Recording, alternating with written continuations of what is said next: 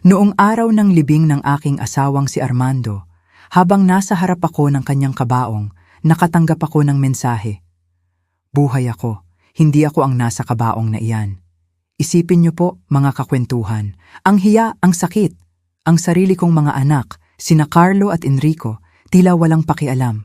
Kung alam niyo lang, halos buong buhay ko, ako ang ilaw ng tahanan, ang nag-aasikaso ng lahat. Pati mga pangarap nila, pinunuan ko. Pero para sa kanila, wala akong halaga. Ang lola ninyo, baliwala na. Pero hindi nila alam, may lihim na yaman si Armando, ang isang trump card na babago sa lahat. Ito ang kwento kung paano ko binawi ang aking dangal. Hindi lang para sa akin, kundi para kay Armando.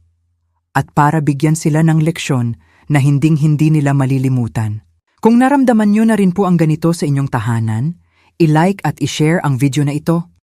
Kwentuhan mo ako sa comments, saan ka nanonood? Ang tunog ng ulan, malakas, parang luha ng langit. Si Lourdes Morales, 66 na taong gulang, ay nakatayo sa harap ng kabaong. Basang-basa ang kanyang itim na baro, hindi dahil sa ulan, kundi sa kanyang mga luha. Mahigit 42 taon silang magkasama ng asawa niyang si Armando. 42 taon ng pagmamahalan, pagtitiwala, at pagpaplano para sa kinabukasan. Nanay Lourdes, umuwi na po tayo, nilalamig na po kayo, bulong ng kanyang kumpareng si Aling Nena na may dalang payong. Ngunit hindi marinig ni Lourdes. Ang tanging naririnig niya ay ang tibok ng kanyang sariling puso na tila hinahabol ang bawat patak ng ulan. Nakatingin siya sa mukha ni Armando na ngayon ay payapa na. Ang dating masiglang Armando na laging may ngiti sa labi ngayon ay tahimik na nakahiga. Sana ay payapa ka na, aking mahal, bulong niya. Sa gitna ng kanyang pagluluksa, isang pamilyar na tunog ang umalingaw-ngaw. Ang ringtone ng kanyang lumang cellphone. Hindi niya ito pinansin. Sino naman ang tatawag sa araw na ito? Ngunit muli, umingay. Napakislot siya. Hinanap niya sa kanyang bulsa, isang text message. Mula sa hindi kilalang numero. Pinipilit niyang basahin sa kabila ng malabong paningin at mga luha. Ako ay buhay. Ang nasa kabaong ay hindi ako. Nabitiwan niya ang cellphone. Nanay Lourdes, ayos lang po kayo? Tanong ni Aling Nena. Hindi makasagot si Lourdes. Ang kanyang puso ay parang gustong lumabas sa kanyang dibdib. Buhay? Paanong mangyayari iyon? Narito si Armando. Nasa kabaong. Nakita niya. Niyakap niya. Ngunit ang text message may pumitik sa kanyang isip. Carlo? Enrico? Bulong niya. Bigla niyang naalala ang mga anak. Si Carlo, ang panganay, ay nag-aalok ng pakikiramay sa mga bisita. Ngunit ang kanyang ngiti parang hindi umabot sa mata. May kakaiba. Si Enrico naman, ang bunso, ay nakaupo sa sulok, naglalaro sa kanyang cellphone. Hindi man lang tumayo upang salubungin ang mga bagong dating. Ang kanyang mukha, walang emosyon. Parang peke ang kanilang kalungkutan. Naramdaman ni Lourdes ang malamig na tinik ng pagdududa na unti-unting gumagapang sa kanyang dibdib. Hindi ito totoo. Hindi. Mga anak niya iyon. Mahal na mahal nila ang kanilang ama. Ngunit ang text message, hindi niya ito maalis sa kanyang isip. Muling bumulong ang hangin kasabay ng malakas na pagbuhos ng ulan. Ito ba ay senyales? Senyales ng isang lihim na nagkukubli sa ilalim ng libing na ito? Mahirap paniwalaan na ang lahat ay nagbago. Bago ang lahat ng kaguluhan, ang kanilang buhay ay payapa at puno ng pag-ibig. Naalala ni Lourdes ang unang beses niyang nakita si Armando. Sa San Juan, Laguna, doon sa kanilang probinsya. Isang binata si Armando na may hawak na tools para sa bisikleta. Siya naman, isang dalaga na naglalakad papunta sa simbahan. Miss, may sira ba ang gulong mo? Baka matulungan kita. Ngumiti si Armando. Ang ngiting iyon ang siyang nagpakilig kay Lourdes. Nagsimula ang kanilang pag-iibigan sa mga simpleng bagay. Sa pagbibisikleta, sa pagkwentuhan sa ilalim ng puno ng mangga, sa pagdalo sa mga misa sa simbahan. Walang mamahaling regalo, walang engrandeng hapunan, puro simpleng ligaya. Nagpakasal sila sa isang simpleng seremonya sa munisipyo. Ang kanilang singsing, simpleng pilak lang. Ngunit ang pagmamahalan, walang kasing halaga. Nagsimula sila sa wala, walang sariling bahay. Nangungupahan lang sila sa isang maliit na kwarto. Ngunit magkasama sila, iyon ang mahalaga. Si Armando, masipag na mekaniko ng bisikleta. Ang kanyang mga kamay, laging may langis. Ngunit sa bawat pagod niya, may ngiti siya sa labi. Lourdes, kahit anong hirap, basta magkasama tayo, kaya natin. Si Lourdes naman, mapagmahal na asawa at mapagmahal na ina. Hindi siya nag-atubiling gawin ang lahat para sa pamilya.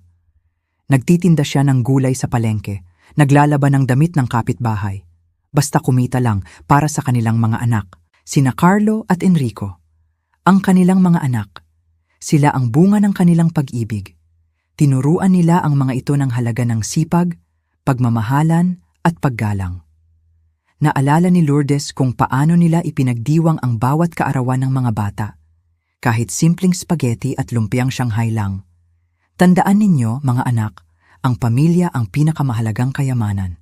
Ang kanilang bahay, maliit lang. Hindi ito mansyon, ngunit puno ito ng tawa, ng pag-ibig at ng mga alaala. Ang mga litrato nila sa dingding, bawat isa ay may kwento. Kwento ng hirap na pinagdaanan at saya na natamasa. Ngayon, sa harap ng kabaong ni Armando, ang lahat ng alaalang iyon ay parang isang pelikula na bumabalik sa kanyang isip. Ang dating ganda ng kanilang buhay, ngayon ay tila malabong panaginip. Ang saya, napalitan ng pait. Ang pagmamahalan, tila na puno ng pagdududa. Ang isang simpleng pamilya na puno ng pag-ibig ay unti-unting nagbabago. Ang pagbabagong iyon, parang isang mabagal na lason na unti-unting pumatay sa kanilang kaligayahan. Hindi ko maintindihan kung paano sila nagbago. Habang lumalaki sina Carlo at Enrico, kasabay nito ang pagbabago ng kanilang mga pangarap. Nagsimula itong maging dahilan ng unti-unting pagkakawatak-watak ng kanilang pamilya. Si Carlo, ang panganay, ay laging may ambisyon. Hindi siya kontento sa simpleng buhay. Tay, ayaw kong maging mekaniko ng bisikleta, gusto kong maging importante, gusto kong magkaroon ng malaking negosyo. Iyan ang sinabi niya kay Armando isang gabi. Si Armando, nalungkot. Ngunit bilang isang ama, sinuportahan niya ang desisyon ng anak. Pinalaya niya si Carlo. Umalis si Carlo papuntang Metro Manila para subukan ang kanyang kapalaran sa real estate. Pagkatapos ng ilang taon, sumunod din si Enrico. Silang dalawa, magkasama. Nagsimulang dumating ang pera. Malaking pera. Nanay, nakabili kami ng bahay sa Ayala, Alabang. Malaki po. Tay, may bagong sasakyan kami. Ang ganda. Masaya si Lourdes at Armando para sa kanilang mga anak. Ngunit sa bawat yaman na kanilang nakukuha, kasabay nito ang paglayo ng kanilang mga puso. Bihira na silang bumisita. Kapag bumibisita naman, laging nakakotse silang mamahalin. Ang kanilang usapan, laging tungkol sa pera, tungkol sa mga negosyo, tungkol sa mga bagong gadget. Nanay, bakit hindi ninyo pa ipinapaayos ang bahay, ang luma na? Tay, dapat nagbebenta na lang kayo ng mas malaking lupa para mas lumaki ang pera nyo. Ang kanilang mga salita, parang suntok sa dibdib ni Lourdes. Hindi na ang dating masarap na kwentuhan. Puro payo na puno ng paghamak. Para bang kinahihiya na nila ang kanilang simpleng pamumuhay. Naalala ni Lourdes ang isang pagkakataon nang bumisita si Jasmine, ang asawa ni Carlo. Ay, tita, dito pa rin po kayo nakatira sa bahay na gawa sa kahoy. Hindi po ba mainit? Parang sinasampal si Lourdes. Walang galang, walang pagpapahalaga sa pinagmulan. Ang mga mata ni Jasmine puno ng paghamak. Para bang ang kanilang simpleng bahay ay isang kahiyahiyang bagay. Ang dating masarap na salo-salo, ngayon ay puno ng tensyon. Ang dating masiglang tahanan, ngayon ay tila may anino ng kalungkutan. Lourdes, nagbago na sila. Ang layo na ng loob nila sa atin, sabi ni Armando isang gabi habang nakatingin sa kisame. Ang kanyang boses, puno ng pait. Ang kanyang puso, tila dinudurog. Mahirap tanggapin na ang mga anak na kanilang pinaghirapan, pinagmalaki at pinangarap na magkaroon ng magandang kinabukasan, ngayon ay tila estranghero na sa kanilang piling. Ang kanilang pamilya, na dating matibay na pundasyon, ngayon ay unti-unting nagkakaroon ng lamat. Ang lamat na iyon, tila nagiging malalim na bangin. May mali. Malaki ang mali. Nagsimula ang panggigipit, hindi na lang basta simpleng payo, naging utos. Nanay Tay, ibenta na lang ninyo ang bahay. Lumipat na lang kayo sa home for the aged. Mas magiging komportable kayo doon. Si Carlo ang unang nagsabi nito. Direkta, walang pasubali. Ngunit ang bahay na iyon ang kanilang tahanan. Iyon ang bawat alaala. Bawat sulok may kwento. Paano nila ito ibebenta? Hindi namin ibebenta ang bahay na ito, matigas na sabi ni Armando.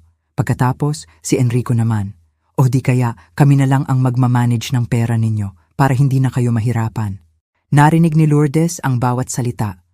Ang kanilang mga anak ngayon ay parang mga mandaragit na gustong sunggaban ang kanilang pinaghirapan.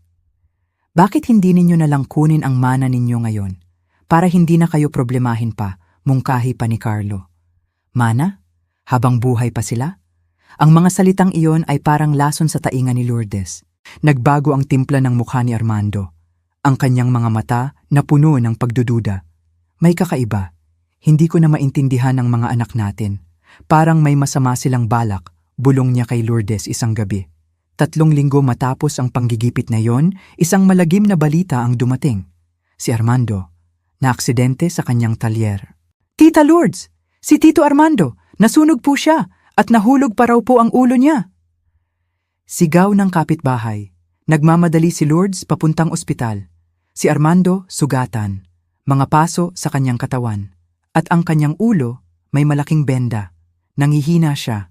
Pagdating sa ospital, nakita niya sina Carlo at Enrico. Doon sila. Pero ang kanilang mga mukha, parang walang emosyon. Walang tunay na pag-aalala. Ma, anong sabi ng doktor? Malaki ba ang insurance ni Papa? Tanong ni Carlo, imbes na magtanong tungkol sa kalagayan ng kanyang ama. Ang kanilang mga tanong, puro tungkol sa pera. Tungkol sa insurance. Hindi man lang sila nagtanong kung masakit ba ang ulo ni Armando, kung kumain ba ito, kung kailangan ba ng gamot. Muli, ang tinik ng pagdududa ay bumalik sa dibdib ni Lourdes. Ito ba ay totoo? Ang kanilang ama, nakahiga sa kama, naghihingalo. At ang kanilang tanging pinag-aalala, pera? May mali. Malaki ang mali. Ang aksidenteng iyon parang hindi aksidente. Ang pagdating ng kanyang mga anak sa ospital parang masyadong maaga. At ang kanilang pagtatanong tungkol sa insurance parang may nakatagong motibo. Ang lahat ay tila isang malaking palaisipan. Isang masakit na palaisipan. Naramdaman ko ang huling paalam niya. Nakaratay si Armando. Nakakabit sa kanya ang iba't ibang makina. Ang kanyang hininga mahina na. Ngunit umaasa pa rin si Lourdes. Patuloy siyang nagdarasal. Ama ko, huwag mo po siyang pababayaan. Ngunit ang kanyang mga anak, tila hindi sumasama sa kanyang panalangin. Nanay, hayaan na lang natin si Papa. Huwag na nating pahirapan pa. Tsaka malaki na ang gastos, sabi ni Enrico. Oo nga ma, tsaka nakakahiya sa mga tao. Parang nagpapanggap lang tayo na umaasa pa, dagdag pa ni Carlo. Ang kanilang mga salita ay parang kutsilyo na humihiwa sa kanyang puso. Paano nila nasabi iyon? Ang kanilang ama naghihingalo. At ang tanging iniisip nila ay ang mga sasabihin ng ibang tao. At ang pera. Hindi. Lalaban siya.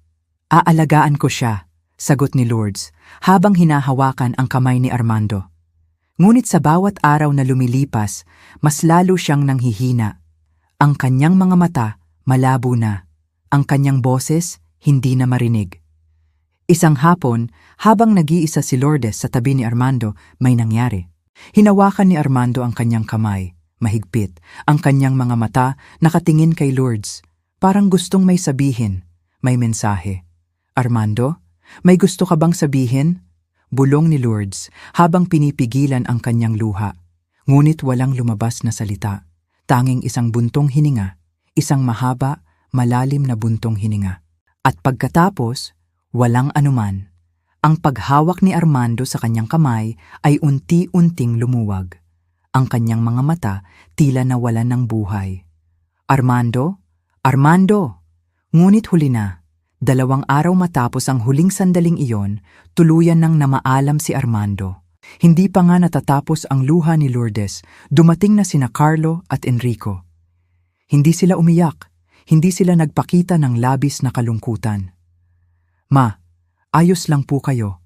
Narito na po ang mga papeles para sa libing at sa insurance. Napirmahan na po namin," sabi ni Carlo, habang may hawak na isang folder ng mga dokumento. Ang kanilang mga kilos napakabilis, napaka-epektibo, napakalamig, para bang matagal na silang naghanda. Ang lahat, planado, ang huling habilin ni Armando, ang paghawak niya sa kanyang kamay, ang hindi niya pagbigkas ng mga salita. Iyon ba ang kanyang babala? Babala tungkol sa kanilang mga anak? Ang lahat ng nangyari, parang isang malaking pelikula na may masamang plot twist. Ang kanilang mga anak na dapat ay kasama nila sa pagdadalamhati, ngayon ay parang mga kontrabida. Ang kanyang puso, wasak na wasak. Ang kanyang isip, puno ng pagdududa. Ang lahat ng ito, napakasakit. Hindi lang ako nalulungkot, nagdududa rin ako. Matapos ang libing, hindi pa rin mawala sa isip ni Lourdes ang misteryosong text message. "Ako ay buhay. Ang nasa kabaong ay hindi ako." Sino ang nagpadala nito? Bakit? Ano ang ibig sabihin nito? Hindi siya makatulog. Hindi siya mapakali. Ang lahat ng nangyari, tila isang malaking palaisipan. Kaya naman, nagsimula siyang mag-imbestiga. Hindi para sa sarili niya, para kay Armando. Una niyang tiningnan ang mga papeles ni Armando, ang kanyang insurance, ang mga pinansyal na transaksyon. Nagulat siya. Ang life insurance ni Armando na dating 250,000 ay biglang naging 2.5 milyon. 6 na buwan lang bago namatay si Armando. Paano nangyari iyon? Hindi niya alam. Walang kaalam-alam si Lourdes. At hindi lang iyon. May isa pang insurance, isang accident insurance para sa trabaho na nagkakahalaga ng 250,000. Binili ito 2 buwan bago ang aksidente. Walang sinabi sa kanya si Armando. Bakit? Bakit hindi niya sinabi sa akin? Sa gitna ng kanyang pag-iisip, muling nag-vibrate ang cellphone niya. Isang text message, mula ulit sa hindi kilalang numero. "Tingnan mo ang account niya sa bangko. May makikita ka." Nanginginig ang mga kamay ni Lourdes. Sino ba ito? Paano niya nalalaman ang lahat ng ito? Kinabukasan, maaga pa, nagpunta si Lourdes sa bangko. Dala ang mga ID at papeles ni Armando. Nilapitan niya ang teller, si Binibining Santos. "Magandang umaga po, Binibining Santos. Gusto ko lang po sana i-check ang savings account ng asawa ko, si Armando Morales." Nag-type si Binibining Santos sa kanyang computer. Maya-maya, lumaki ang kanyang mga mata. "Ma'am Lourdes, may mga malaking withdrawal po sa account ni Sir Armando nitong mga nakaraang buwan." Malaking withdrawal? Pinakita ni Binibining Santos kay Lourdes ang mga transaksyon. Sunod-sunod, malalaking halaga, hindi pangkaraniwan. Pero, hindi ito ang pirma ni Armando, bulong ni Lourdes. Ang pirma, nanginginig. Hindi ito ang matibay at malinis na pirma ng kanyang asawa. Iba, malaki ang pagkakaiba. "Ah, ma'am, tanda ko po. Minsan, nakita ko po si Sir Armando na may kasamang lalaki sa mga transaksyong ito. Ang anak po niya ata, si Sir Carlo." Naramdaman ni Lourdes ang lalamunan niya, biglang nanikip. Si Carlo, ang anak niyang panganay, kasama niya si Armando, sa mga pagwi-withdraw ng malalaking pera, at ang pirma, nanginginig. Ang lahat ng ito, unti-unting nagdudugtong. Ang insurance na biglang lumaki. Ang accident insurance na hindi niya alam. Ang malalaking withdrawal. Ang pirma na hindi kay Armando. At si Carlo. Naramdaman ni Lourdes ang malamig na takot na gumapang sa kanyang buong katawan. Hindi ito isang simpleng pagkakataon. May nakatagong katotohanan. Isang masakit na katotohanan. Ang mga anak niya, sila ba ang nasa likod ng lahat ng ito? Dito ko naramdaman ang babala niya. Muling nag-vibrate ang cellphone ni Lourdes. "Puntahan mo ang talyer. Doon nagsimula ang lahat." Hindi na nag-aksaya ng oras si Lourdes. Nagtungo siya sa talyer ni Armando. Naalala niya ang sinabi ni Carlo. Sumabog po ang makina, nanay. Kaya po nasunog si Papa. Ngunit pagdating niya sa talyer, nagulat siya. Ang talyer, malinis. Walang sunog, walang nasira, walang bakas ng anumang aksidente. para bang walang nangyari. Lourdes, pinagsisinungalingan nila ako. Ang bawat salita ni Carlo, tila kasinungalingan. Ang bawat pangyayari, tila baluktot. Lumakad si Lourdes papasok sa talyer. May kakaibang pakiramdam. Parang naroon pa si Armando. Nilapitan niya ang mesa ng asawa niya. Ang mesa kung saan laging nakapatong ang mga tool ni Armando, ang kanyang mga sketch ng bisikleta at ang kanyang lumang radyo. Sa ilalim ng isang lumang kalendaryo, may nakita si Lourdes. Isang envelope. Hindi nakasil. May pangalan niya sa labas. Para kay Lourdes, aking mahal. Nanginginig ang mga kamay ni Lourdes habang binubuksan ang sobre. Mga sulat kamay ni Armando. Ang kanyang boses, parang naririnig niya sa bawat letra. Aking mahal na Lourdes, may masama akong nararamdaman sa mga anak natin, lalo na kay Carlo. Pinipilit nila akong dagdagan ang insurance ko. Pinapapirma ako sa mga papeles na hindi ko naiintindihan, para bang may iba silang plano. Huminga ng malalim si Lourdes, ang kanyang puso kumakabog ng malakas. Nagsisimula na akong matakot. Baka may gawin silang masama. Hindi ko na sila kilala. Ang mga mata nila puno na ng pera. Hindi na ng pagmamahal. Patuloy niyang binasa. Ang mga luha patuloy na umaagos. Kung may mangyari sa akin, Lourdes, huwag kang maniniwala. Huwag kang maniniwala sa kanila. Kahit sa mga anak natin, mahal kita. Lagi, mag-ingat ka. Ang huling habilin ni Armando, ang kanyang babala, ang kanyang pagdududa, ang kanyang takot, lahat ng iyon ay nakasulat sa sulat na ito. Hindi ito simpleng babala. Ito ay isang paalala, isang patunay. Si Armando, alam niya, may masama siyang kutob. Niyakap ni Lourdes ang mga sulat. Ang kanyang puso, puno ng pait at galit. Galit para sa mga anak niya. Ang lahat ng ito ay totoo. Ang lahat ng pagdududa niya may basehan. Carlo, Enrico. Ginawa ninyo ito sa ama ninyo. Ang katotohanan ay mas masakit pa kaysa sa inaasahan niya. Ang kanilang mga mata, walang kaluluwa. Isang gabi, dumalaw si Carlo kay Lourdes. May dala siyang isang boteng alak. Mamahalin. Ma, may balita po ako sa inyo, sabi ni Carlo na may ngiti sa labi. Ano yon? Tanong ni Lourdes na pinipilit maging kalmado. Ngunit sa loob niya, kumukulo ang dugo. Ang insurance po ni Papa, 6.25 milyon lahat. Ang laki, ma. Ang yaman niyo na po. Namilog ang mga mata ni Lourdes. 6,250,000. Malaking halaga. At ma, patuloy ni Carlo, ako na lang po ang magmamanage ng pera niyo. Hindi na po kayo dapat mahirapan. Tsaka, mas maganda po siguro kung lilipat na po kayo sa home for the aged. Doon, may mag-aalaga sa inyo. Libre na po. Kami na po ang bahala. Ang mga salita niya, parang lason. Hindi man lang siya nagtanong kung ayos lang ba si Lourdes. Kung paano siya. Ang lahat, pera. Pera at convenience para sa kanya. Tsaka po, dagdag pa ni Carlo, kung ako po ang maghahandle ng pera nyo, kaya ko po itong palaguin. Triplihin ko po. Ang kanyang ngiti, nakakatakot. Walang bakas ng awa. Walang paggalang. Nanginginig si Lourdes. Hindi sa lamig, kundi sa takot. Ito na ang tunay na kulay ng kanyang anak. Ang kanyang mga mata, puno ng kasakiman, walang kaluluwa. Umalis ka dito, sigaw ni Lourdes. Nagulat si Carlo, ngunit hindi siya umalis agad. Naningkit ang kanyang mga mata. Parang nagtataka. Ma, ano po bang nangyayari sa inyo? Umalis ka, ayoko nang makita ang pagmumukha mo. Sa wakas, umalis si Carlo. Ngunit ang kanyang pag-alis ay nag-iwan ng isang mabigat na pakiramdam sa puso ni Lourdes. Naramdaman niya ang matinding galit at hinanakit. Pagkaalis ni Carlo, muling nag-vibrate ang cellphone ni Lourdes. Isang mahabang text message mula sa hindi kilalang numero. Steven Reyes po ito, pribadong investigador. Nabigla si Lourdes. Pribadong investigador? Si Sir Armando po ang kumuha sa akin. Gusto niya pong ipaimbestiga ang mga anak niya. Natigilan si Lourdes. Ang lahat ng kanyang pagdududa ngayon ay may patunay. Mayroon po akong ebidensya, audio recording. Narinig ko po mismo sina Carlo at Enrico. Pinaplano po nilang lasunin si Sir Armando. Ginamit nila ang methanol. Napahawak si Lourdes sa kanyang bibig. Methanol. Iyon ba ang dahilan ng pagkamatay ni Armando? At hindi lang po iyon, Ma'am Lourdes. May balak din po silang patayin kayo para po makuha ang lahat ng mana.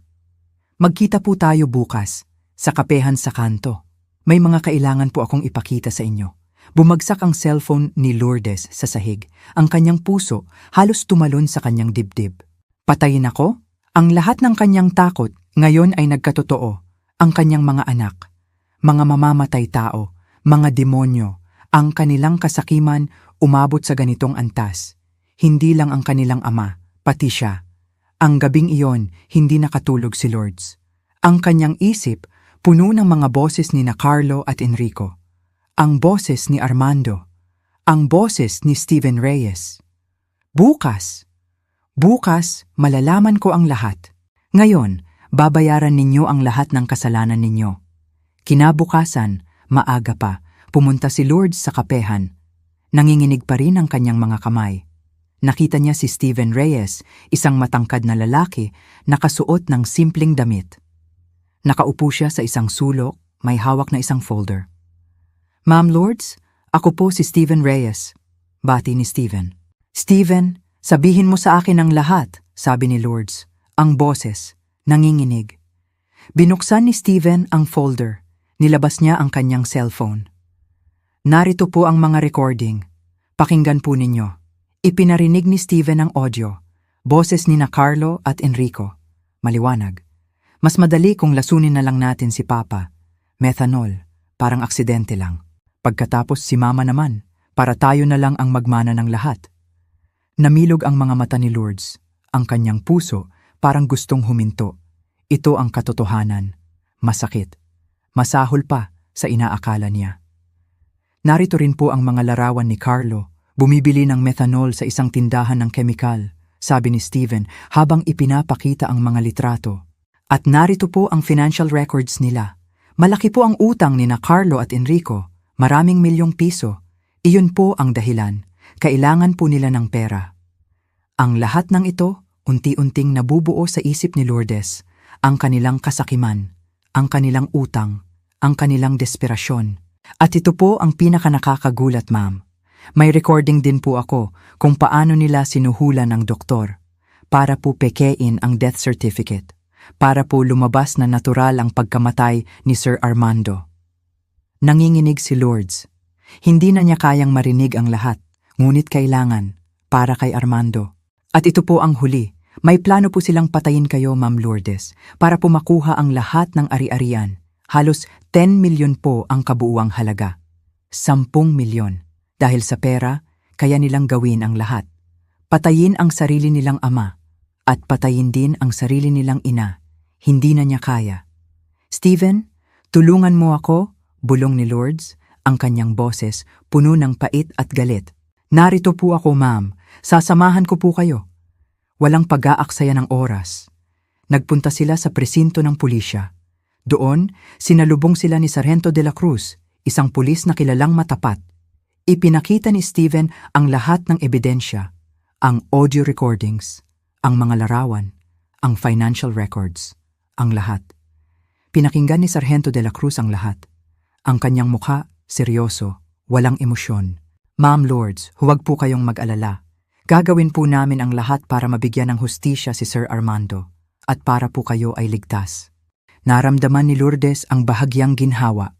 Sa wakas, lalabas ang katotohanan. Sa wakas, magbabayad ang kanyang mga anak sa kanilang kasalanan. Ngunit ang sakit, naroon pa rin. Ang katotohanan, mas masakit pa kaysa sa inaakala niya.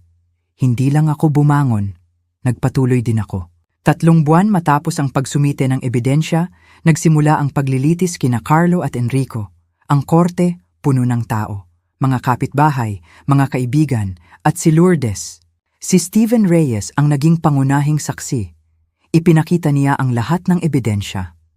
Ang mga audio recording ni Carlo at Enrico na nagpaplano ng pagpatay. Ang mga larawan ni Carlo na bumibili ng methanol. Ang mga bank records na nagpapakita ng kanilang malaking utang. At ang pinaka-nakakagulat, ang resulta ng forensic examination. May methanol sa katawan ni Armando. Ito ang nagpatunay sa lahat. Si Lourdes ang huling tumestigo. Nanginginig ang kanyang boses, ngunit matatag. Hindi ko po akalain na ang sarili kong mga anak ang papatay sa kanilang ama. Dahil lang po sa pera. Umiyak si Lourdes, ngunit hindi ito luha ng kahinaan. Luha ito ng pait at ng pagmamahal. Tiningnan niya sina Carlo at Enrico. Walang emosyon ang kanilang mga mukha. Walang pagsisisi. Walang awa. Ang hurado ay nagpasya. Si Carlo at Enrico nagkasala sa pagpatay ng tao, first-degree murder, at pagpaplano ng pagpatay, conspiracy to murder. Ang hatol, habambuhay na pagkakakulong ng walang parol sa loob ng 30 taon. Naramdaman ni Lourdes ang bahagyang ginhawa, hustisya. Sa wakas, nakuha ni Armando ang hustisya. 2 taon ang lumipas. Nakahanap si Lourdes ng kapayapaan. Ang dating talyer ni Armando, ginawa niyang hardin. Puno ito ng mga bulaklak at halaman. Bawat araw, binibisita niya ang libingan ni Armando. Nagiiwan siya ng bulaklak, nagkukwento. Si Steven Reyes, naging matalik na kaibigan niya. Laging nandyan para sa kanya. Narealize ni Lourdes na ang pamilya, hindi lang basta dugo, hindi lang basta apelyido. Ang pamilya, pag-ibig, katapatan, pagmamalasakit. Ang sakit ay naroon pa rin. Ngunit hindi na ito ang dating pait. Ngayon, ito ay nagiging inspirasyon. Nagtatag si Lourdes ng isang foundation, ang Armando Morales Foundation. Layunin nito na tulungan ang mga biktima ng domestic violence, ang mga biktima ng krimen sa loob ng pamilya. Ang kanyang karanasan, naging misyon. Ang kanyang pait, naging pag-asa. Si Lourdes bumangon. Hindi siya nanatiling biktima. Siya ay naging inspirasyon. Ang buhay, nagpapatuloy. At si Lourdes Morales, bagaman may mga peklat sa kanyang puso, ay patuloy na namumuhay ng may pag-asa at pagmamahal para sa kanyang sarili, para kay Armando, at para sa lahat ng nangangailangan ng tulong at hustisya. Ang kwento ko po ay patunay na kahit gaano kahirap ang sitwasyon at kahit sino pa ang nagdulot ng sakit, ang katotohanan ay laging mananaig. Huwag po tayong mawawalan ng pag-asa. Huwag po nating hahayaang ang sinuman ay magpaubaya sa atin. Kung kayo po ay may sariling kwento ng paghihirap, ng pagtataksil o ng laban para sa katarungan, huwag po kayong mag-atubiling magbahagi sa comment section sa ibaba. Gusto ko po itong marinig. Mahalaga po ang bawat kwento. Maaari po itong maging inspirasyon at lakas para sa iba. At tandaan po natin, ang pamilya, hindi lamang ito dugtong sa dugo. Ito ay koneksyon sa puso. Ito ay pagmamahal, paggalang at katapatan. Kung nagustuhan niyo po ang kwentong ito, mangyaring i-like, i-share at mag-subscribe po kayo sa channel na ito.